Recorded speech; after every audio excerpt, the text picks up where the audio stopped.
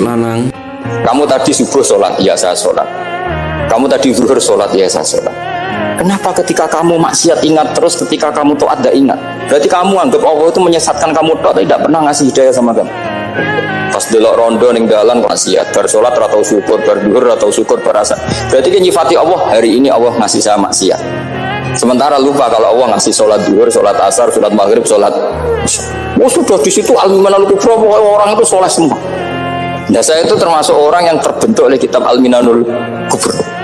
Jadi di situ hidup itu enak semua.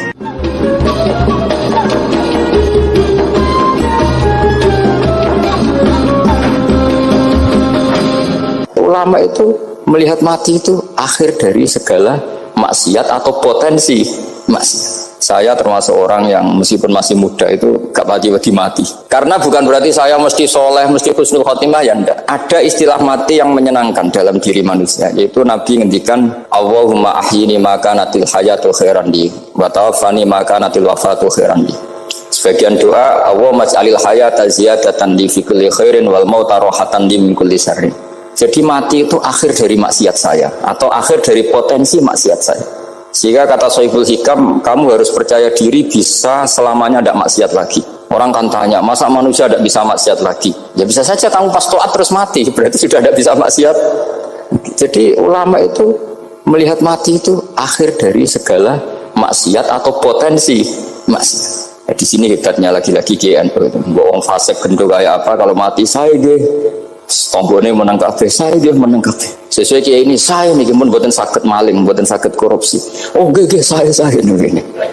Itu satu ilmu yang luar biasa. Meskipun ya tentu agak ngawur, tapi itu bagus. Secara ilmu bagus karena al maut adalah rohatun min kulli syarr.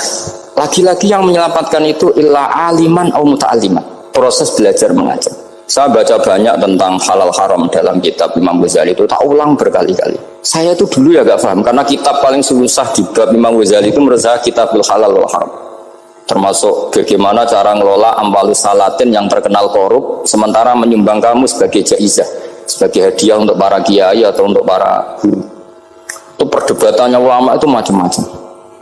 Ada yang bilang haram karena itu potensi haram, atau memang benar-benar haram.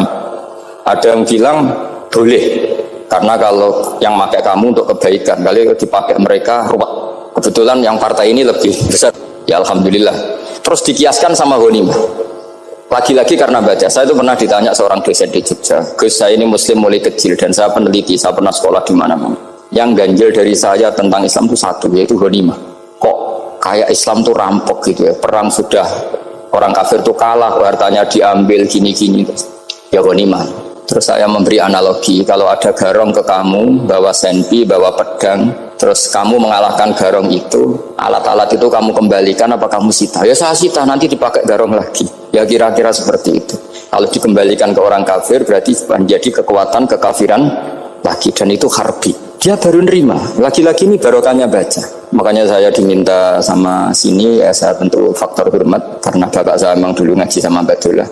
Mbah saya itu terkenal wali, yang bapaknya bapak. Itu kalau kesini nyifati Badullah pun satu. Nur isido mondok ini itu enggak apa-apa. Pondok elek lah, kiaimu wali. Zaman itu bapak itu di kamar kursi ya masih ada kakinya. Saya dulu sering dijak ke sini sama bapak. Jadi mbah saya itu terkenal wali dulu. Jadi mbah saya itu tirakat terus sampai kapundhut itu poso terus. Kebetulan cucunya agak niru. Saya tidak niru itu karena itu Gus Zaki. Memang disuruh tidak niru. Kata mbah saya kira usah tirakat, terus tak tirakat ya. Itu jadi Mbah Mun juga gitu. Kowe haram tirakat, tak tirakat ya. Saya senang sekali. Tapi tua-tua kok mikir butuh. Nah, terus tirakat itu butuhku sopo.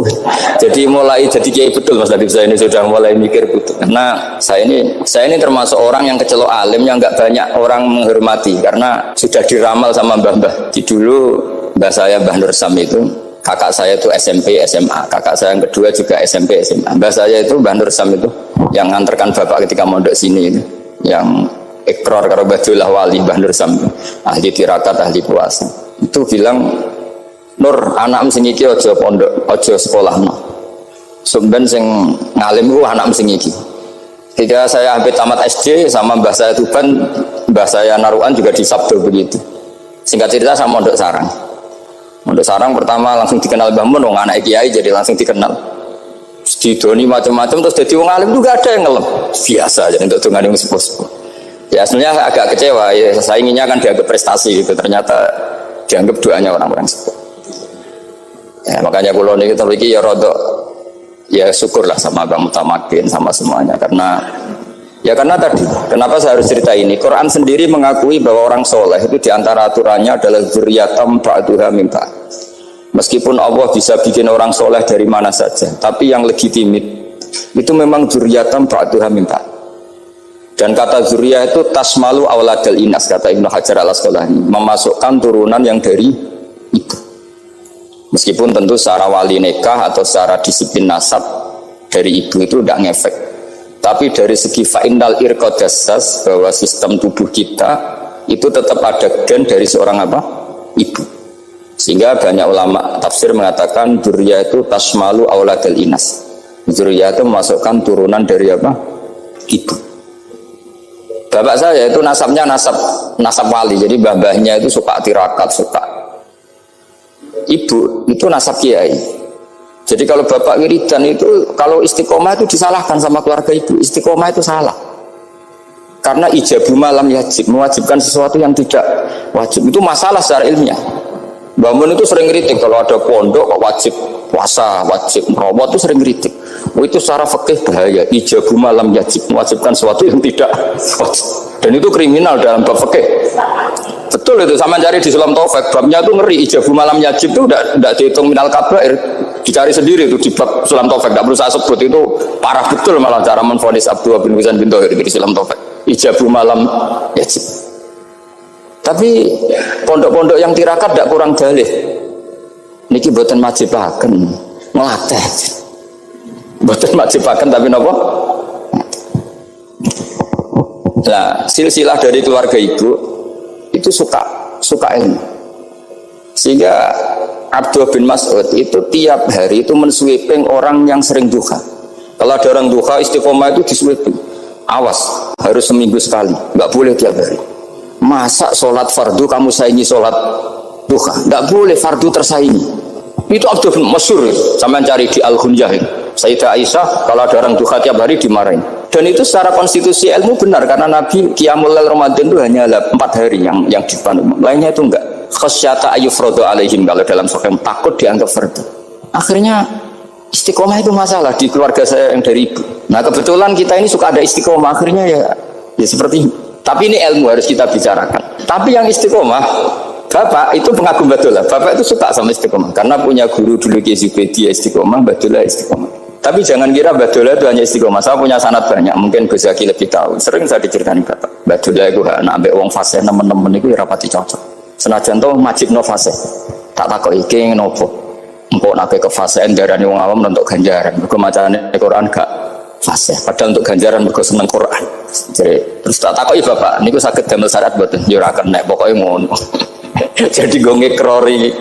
Artinya beliau tidak ingin lah gara-gara kita terlalu pakem tajwid kemudian nganggap siapa saja baca Quran salah kemudian tidak dapat pahala. Bisa saja hamalahum ala ayakra'ul Qur'an apa mahabbatuhum wa iskuhum wa kada wa kada. Jadi akhirnya saya jadi tahu, oke secara makhraj salah tapi iseknya benar, mahabbahnya benar, brontonya benar. Jadi sebetulnya Badullah itu punya sekian makalah tentang ilmu. Hikam juga gitu. Nur nak cah santri ngaji ihya itu jauh lah, dan nak hikam mojo. Maksudnya beliau entah kalau setelah itu Badullah itu melarang siapa saja santri ngaji hikam itu dilarangnya ada kelas tertentu untuk boleh ngaji hikam. Nah kenapa saya cerita ini? Karena saya masih ingat betul di antara wasiatnya Mbah Mun itu. Pirroh sebab apa Fatihah kok ihdinas siratal mustaqim, bukan siratoka tapi siratal ladzina an'amta alaihim. Jawa Mbah Mun fa inna Allah ta'ala la ya'kul wa la yashrab wa la yamkih wa la kadza wa kadza. Allah itu tidak makan, tidak minum, tidak tidur. Sehingga kita tidak bisa niru Allah. Tapi yang makan tidur itu manusia. Sehingga kalau ingin dekat Allah ya niru siratal ladzina, bukan siratoka.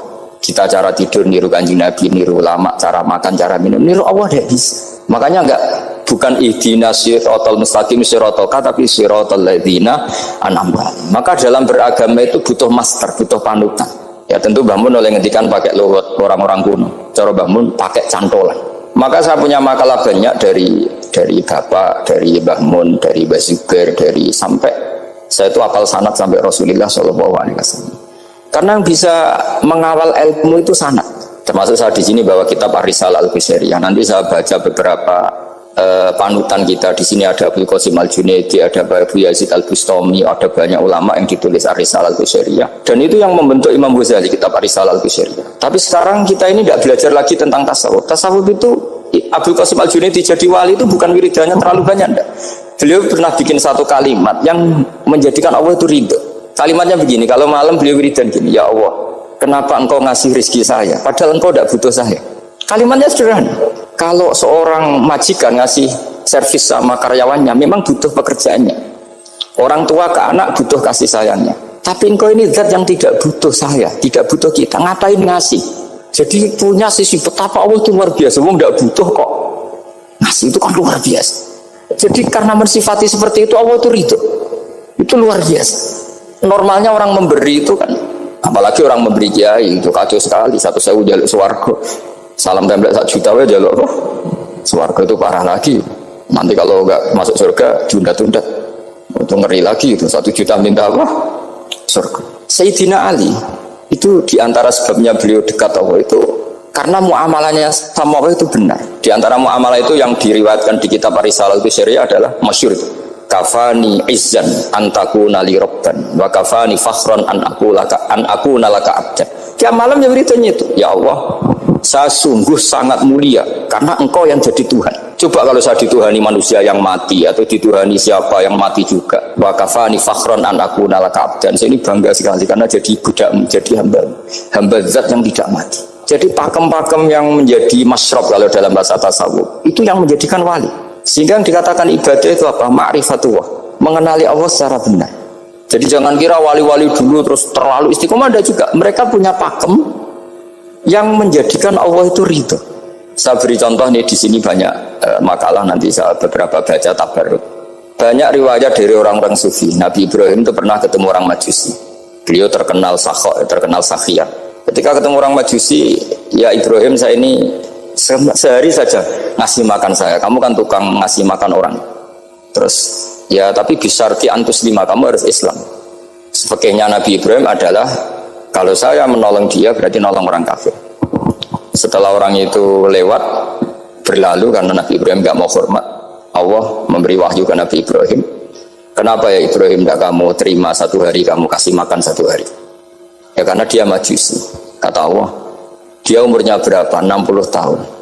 Tanyakan, pernah kelaparan kan hanya hari ini? Iya ya Allah. 60 tahun dia kafir tak kasih makan. Minta kamu sehari aja kok gak boleh. Akhirnya Nabi Ibrahim dipanggil orang Majusi, dikejar dipanggil. Ayo tak kasih makan 1 hari. Kok kamu sekarang jadi baik? Habis ditegur Tuhan. Terus kata, ahakada yu'amiluni, apa seperti itu Tuhanmu mengualamalai saya? Ya na'am. Akhirnya Islam orang Majusi. Jadi itu lagi-lagi ilmu. Jadi yang dikatakan ilmu itu satu teori atau kalimah atau apa saja yang menjadikan kita ini pakem. Meskipun pakem itu kadang sulit diterima orang-orang khusyuk. Orang khusyuk itu ya nyun sewu ada sisi nakalnya. Makanya Mbah Mun sering gaya jargon masyhur, zada khusyuan zada jalan, tambah khusyuk tambah bodoh. Bukan bodoh dengan makna salah itu enggak. Memang kadang terus anti ilmu. Misalnya gini, ini contoh yang karena saya ini mengkhidmati ilmu, saya beri contoh yang urusan ilmu. Ada orang sujud diinjak orang fasik, kepalanya diinjak orang fasik. Terus si orang yang sujud tadi ini ada di Sahih Muslim, juga ada di Ihya. Wallahi la yaghfirullahu laka. Pakai sumpah, wallahi la yaghfirullahu laka. Allah langsung mewahyukan ke Nabi fi hadzal zaman, fi tilka zaman atau fi dzalika zaman. Man dzalladzi yata'alla alayya alla aghfira li fulan qad ghafartu lahu wa ahbattu amalak. Katakan ke orang itu, siapa yang mencatut nama saya yang hanya berstatus tidak memaafkan? Itu enggak fair. Saya ini Tuhan kok bisa yaghfir, bisa yu'adzib. Kok sifat saya tinggal 1 yu'adzib, itu gimana? Dicatut separuh itu Allah tidak terima. Tapi kalau kita baca Quran, saya ini sama orang fasik ya benci. Saya ini orang soleh, setidaknya pura-pura soleh lah. Karena di depan para kiai ini. Tapi mau tidak mau, ketika Allah mensifati dirinya tentang orang munafik gimana? Wa yu'adzibal munafiqina in sya'a au jatuh. Ini cocok tidak cocok, potensi memberi tobat itu ada. Meskipun sama kalau orang munafik, tapi ya tetap bacanya wa yu'adzibal munafiqina ya in sya'a au jatuh. Rasulullah kayak apa bencinya dengan Wahsy karena qatilu Hamzah. Tapi Nabi tunduk sama konstitusi Quran. Laisa laka minal amri syai'un aw yatuba alaihim aw yu'adzibahum. Akhirnya Allah malah memberi tobat sama qatilu Hamzah yaitu Wahsy. Ini pentingnya baca lagi. Kalau kita tidak baca hanya khusyuk saja, tidak baca, pasti sama orang yang menginjak orang sujud tadi, yang injak pasti salah, nggak dimaafkan. Bongso pasti. Pertanyaannya adalah, betulkah Allah punya sifat satu, yaitu yu'adzib? Makanya kalau kita baca, misalnya baca Quran, walillahi mulkus samawati wal ard, ya sudah, yaghfiru liman yasha wa yu'adzibu man yasha. Kalau nuruti rasa kita, ya inginnya ke kita, yaghfir, ke orang lain yu'adzib. Tapi Tuhan kan nggak terima, saya ini Tuhan kok didikte makhluk saya ini gimana? Nggak bisa. Sehingga ya ini lagi-lagi ilmu. Makanya saya cocok tidak cocok itu suka baca. Saya suka sekali baca, mulai ulama dulu, ulama modern, setengah dulu. Mulai ulama yang kedunian sampai setengah kedunian. Suka. Saya dulu tuh gak suka uang. Karena saya memang tadi mbah saya dari bapak itu wali Mas tadi. Kalau tadi Mas Nadif jujur, mulai Mbah Soleh itu suka bully mertuanya. Jadi saya alhamdulillah dia jujur. Jadi Mbah Soleh itu menantunya Raden Asnawi. Itu ya bully-bulian sama ini terus ditiru beliau ini. Itu gak suka sebenarnya. Saya itu ya pokoknya tadi kalau orang daftar wali itu kan gak suka sama. Karena mereka nangis ketika Allah ngendikan wa aqridu atau ayat-ayat anfiku atau orang baik disifati wa aqridu wa qardan hasanah. Itu hadal khitab li ahlil jibdi was sarwah. Ini khitab untuk orang kaya. Kalau isin Gusti jenengan nampen ngongkon infak kok kalau diinfaki. Jenengan nampen ngongkon ngamal kok kalau di ngamali. Jadi maka yuhibbunal mal, mereka tidak suka harta. Walakin diana luladzatal khitab bil infak, dan itu harus kaya dulu untuk bisa infak. Jadi itu uniknya. Akhirnya saya Imam Saroni penting juga kaya. Jadi wali untuk suka harta itu nunggu diperintahkan Allah. Alhamdulillah kita tidak, sudah wali dulu karena sudah senang harta wali. Jadi kayaknya keren kita dibanding wali-wali itu. Artinya wali itu tahu pentingnya harta setelah jadi wali. Kita alhamdulillah mulai kecil sudah tahu pentingnya harta. Kayaknya kita lebih wali. Imam Syafi'i itu dulu gak suka sama orang kaya. Saya berkali-kali ceritain. Karena dia dididik Sufyan As-Tsauri, Sufyan bin Uyainah. Tapi ketika ketemu Imam Malik itu kaya raya. Meskipun dia hidupnya sederhana, tapi kaya raya. Pas beliau mau, Imam Syafi'i dia agak-agak sopan kalau sekarang tanya, setelah jenengan ilmu yang saya harus ambil siapa? Kata Imam Malik, yang salim saya itu sudah meninggal Abu Hanifah, tapi muridnya masih, namanya Muhammad bin Hasan Asy-Syaibani. Kamu datang ke sana. Semalam itu Imam Malik dikasih uang 500 dinar. Padahal 1 dinar itu 4,25 gram. Bisa dihitung berapa ratus juta. Terus paruhnya dikasihkan Imam Syafi'i. Nah, tidak kasangoni. Pagi-pagi diajak ke Baki. Dulu Baki itu ada kafilah rental unta. Mana kafilah yang mau ke Irak? Kita. Ya sudah ini antar. Tak bayari. Diantar Imam Syafi'i. Diantar ke Imam Muhammad bin Hasan Asy-Syaibani di Irak. Itu ketemu Muhammad bin Hasan Asy-Syaibani pertama itu apa? Beliau itu kalau ngitung uang di meja, emas-emasnya di meja, uangnya dolar semuanya di meja. Tambah kaget, ini saya sama Imam Malik ingkar, ini malah lebih parah lagi. Kata Muhammad bin Hasan Asy-Syaibani, atajabu min hadza, kamu kagum dengan ini, merasa aneh? Iya. Ya sudah, ini tak kasihkan orang fasik, tinggo demenan, tinggo judi. Jangan, jenengan saja. Kalau jenengan kan orang soleh dipakai kebaikan, berarti orang soleh boleh kaya. Angsal-angsal kan. Semenjak itu Imam Syafi'i kebablasan. Sampai fatwa kiai fakir itu haram. Kiai bisa bikin rumah bagus, bikin rumah jelek, haram. Soal Islam ya Allah wala yullah. Nah lagi-lagi kebetulan kita sebelum ngaji Imam Syafi'i sudah seperti itu. Jadi ini justifikasi. Lagi-lagi itu ilmu. Saya ulang lagi-lagi itu akhirnya saya baca kitabnya Imam Saroni namanya Al-Minanul Kubro. Itu beliau cerita wa mimma manallahu alaihi. Kesannya kayak orang sombong. Tapi sebetulnya yang sopan itu yang sombong. Karena Imam Saroni bilang, kamu harus memaklumatkan diri kalau antum minal ulama il amilin. Kamu termasuk ulama yang amilin. Terus ditanya sama orang-orang, bagaimana kalau nyatanya ndak? Kamu tadi subuh sholat, iya saya sholat. Kamu tadi zuhur sholat, iya saya sholat. Kenapa ketika kamu maksiat ingat terus, ketika kamu taat tidak ingat? Berarti kamu anggap Allah itu menyesatkan kamu, tidak pernah ngasih hidayah sama kamu. Pas delok rondo ning dalan maksiat, bar sholat atau syukur, bar duhur atau syukur berasa. Berarti kan nyifati Allah, hari ini Allah ngasih saya maksiat.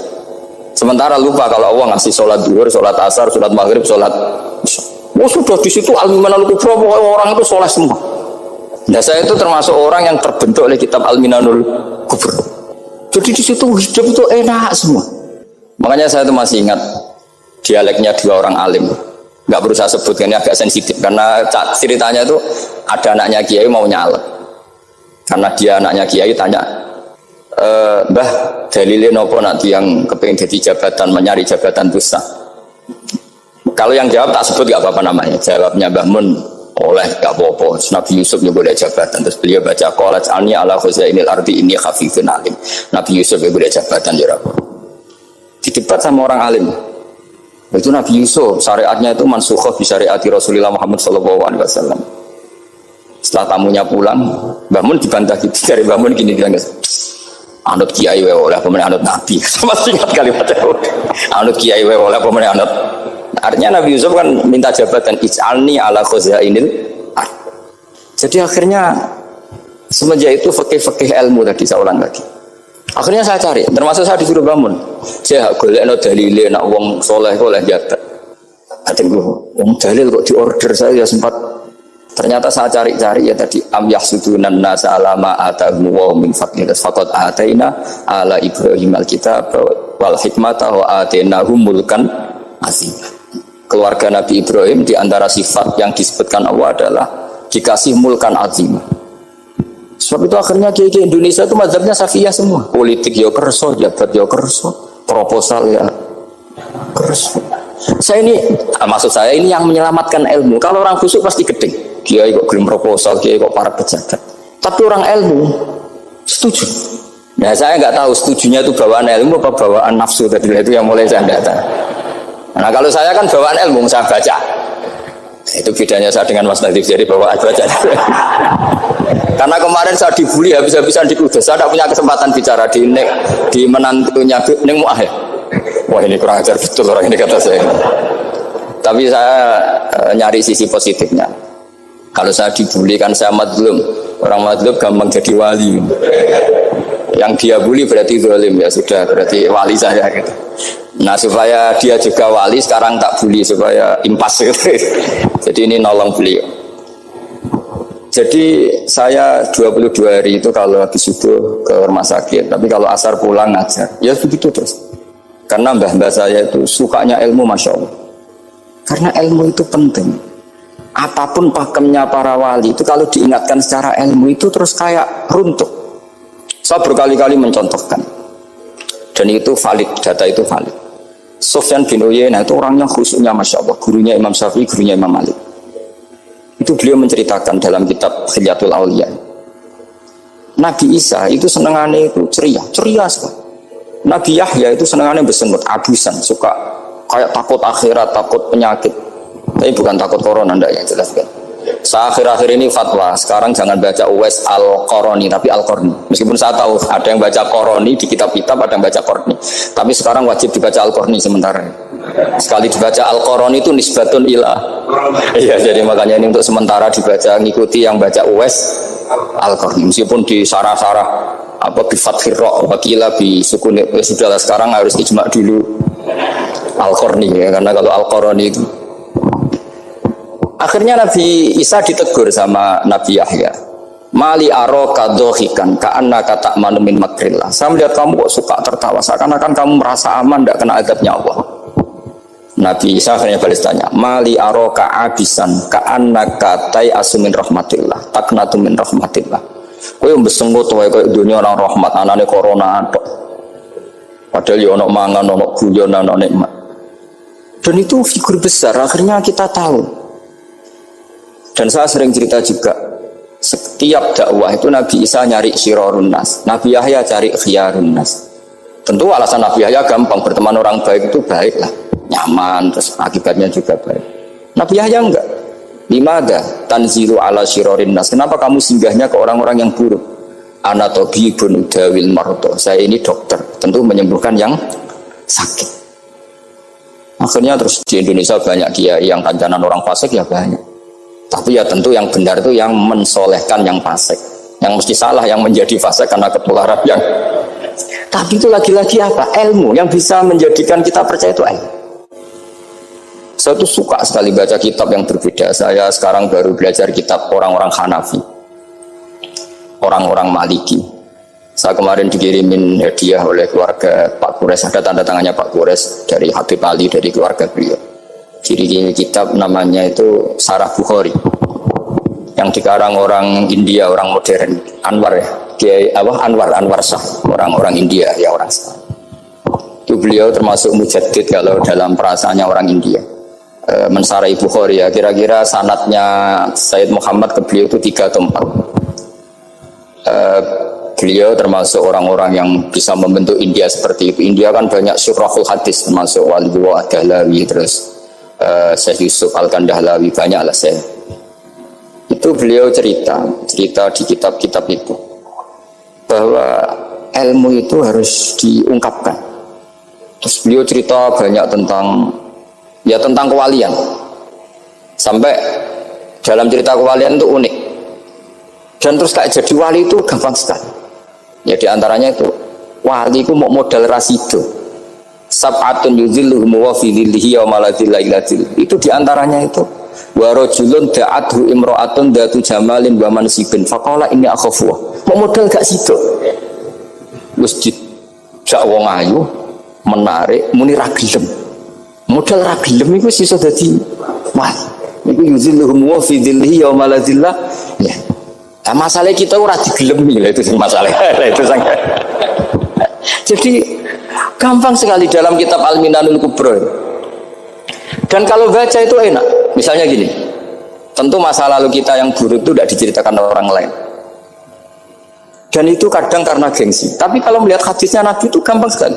Kullu ummati mu'afan ilal mujahirin. Umatku semua itu dimaafkan kecuali yang memperlihatkan salahnya dosanya. Jadi nggak boleh kalau sampean sekolah nggak naik kelas cerita anaknya. Kalau saat dulu nggak naik kelas, kalau punya utang koperasi tidak pernah bayar, nggak boleh cerita seperti itu. Kalau ditanya bapak dulu pinter nggak? Oh pinter sekali. Harus bilang gitu, pinter sekali.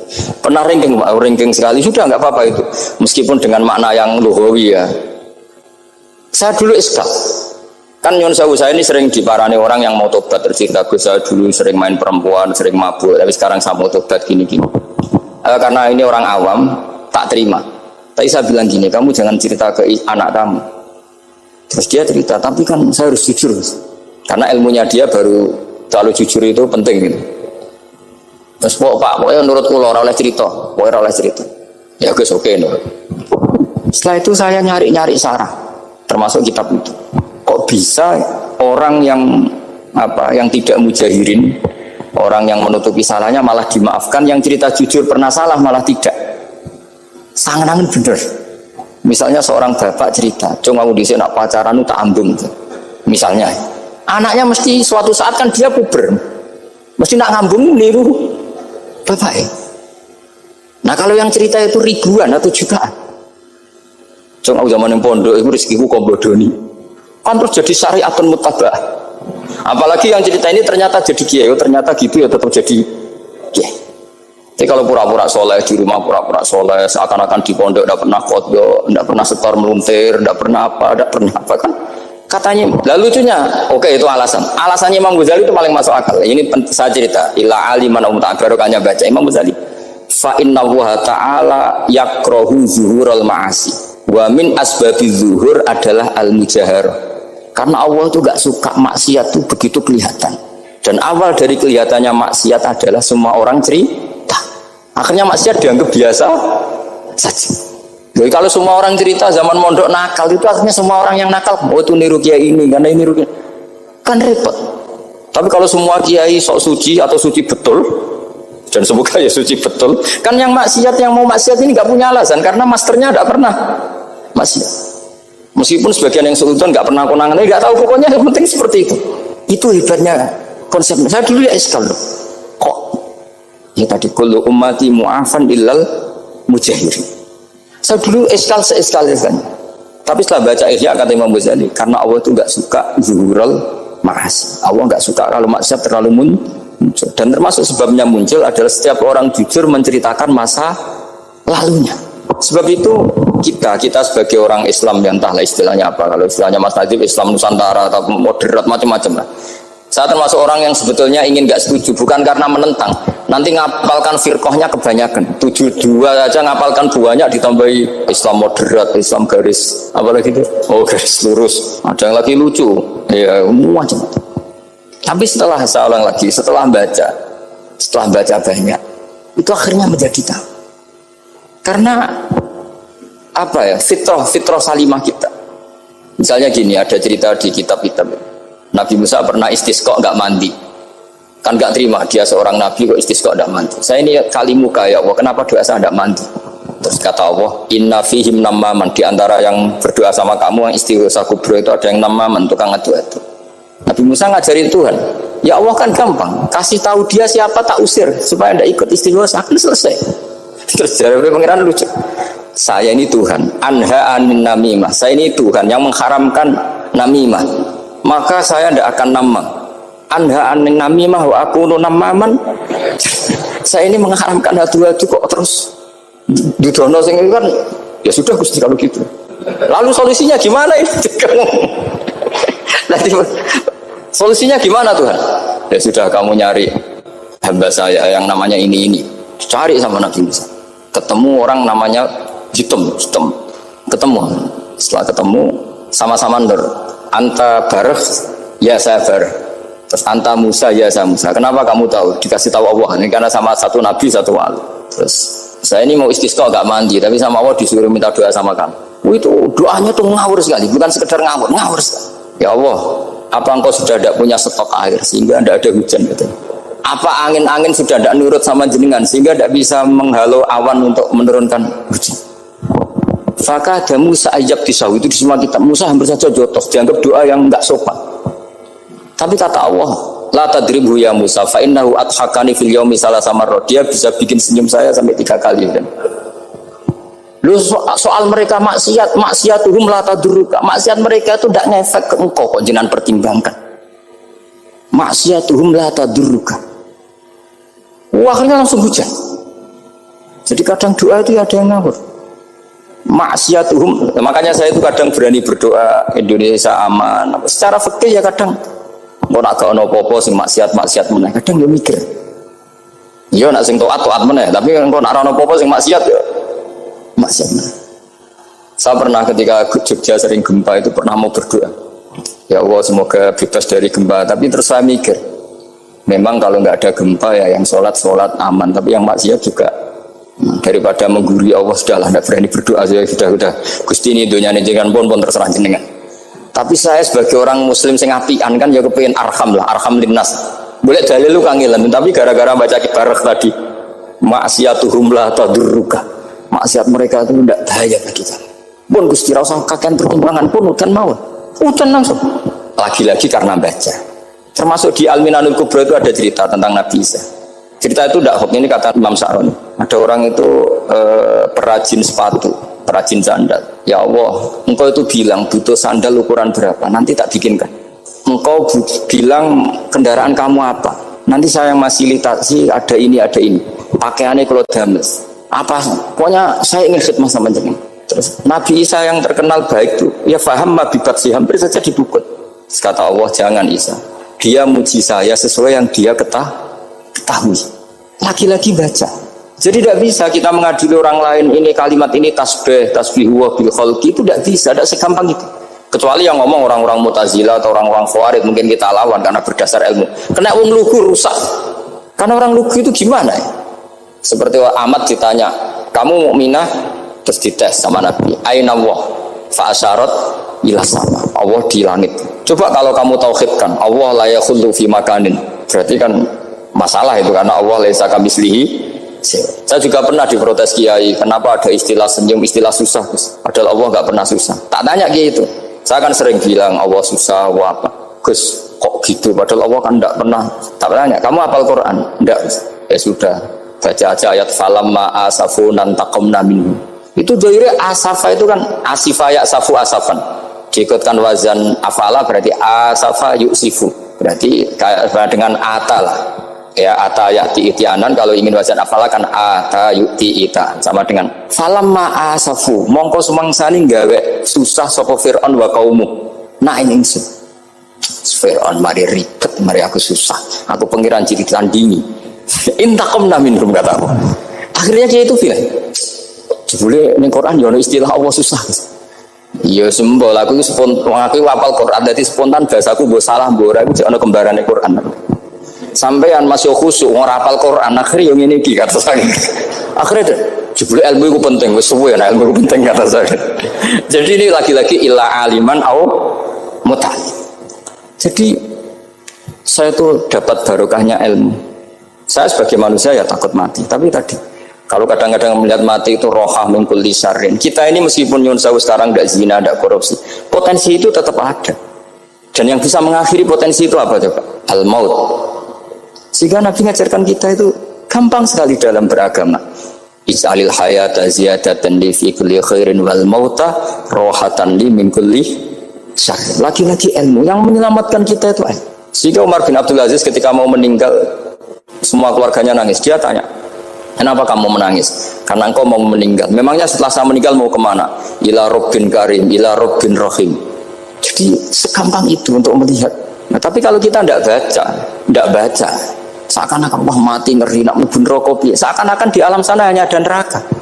Padahal anak idadzoni abdi daripada nganggep neraka masalah atau eling pangeran kan ini.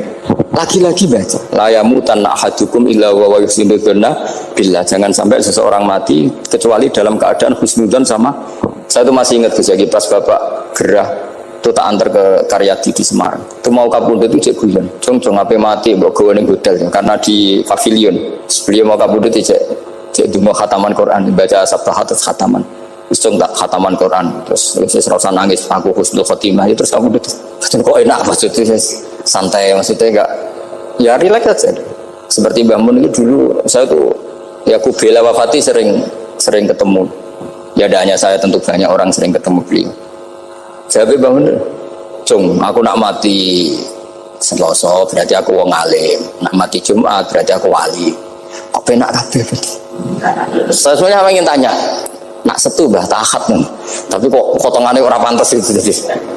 Ketika beliau nyatanya kapundhut Selasa berarti senang status alim. Artinya orang-orang dulu itu Imam Ghazali lebih parah lagi. Ya saya yakin ya semua orang Islam mati itu baik. Imam Ghazali lebih parah lagi. Itu beliau kapundhut. Itu orang yang perjalanannya 3 hari itu sudah datang semua. Sore beliau beli kafan, terus beliau bilang ke adiknya, saya nanti kalau mati yang imami orang ini. Jangan makamkan saya sebelum diimami orang ini. Dulu udah ada WA-nya Mas Najib, udah ada grupnya. Itu ketika beliau sudah beli kafan habis sholat subuh, alayya bil kafni, kafan saya bawa sini. Dikasihkan sama adiknya terus. Ya Allah, ar-ridho bil intiqal ilal malakil. Jadi saya sudah ridho kalau ketemu engkau. Terus kapundhut. Adiknya bingung karena orang yang ditunjuk itu harus 3 hari perjalanan. Ternyata datang semua terus. Kok kenapa engkau datang? Ghazali tanda aku ini telung dina yang lalu. Jadi aku langsung perjalanan. Pamit saja. Lalu kubu sebelah, ini cerita Mas Nadi yang tukang tukaran sama kubu sebelah itu Mas Nadi. Kalau saya ini orang baik, gak suka tukaran berarti. Yang aku orang baik itu penting cara kita Al-Minanul Kubra, karena kalau ngaku orang elek berarti kenangannya Allah sama kamu itu bikin elek, tidak bikin baik. Itu cara pikiran Imam Saroni dalam Al-Minanul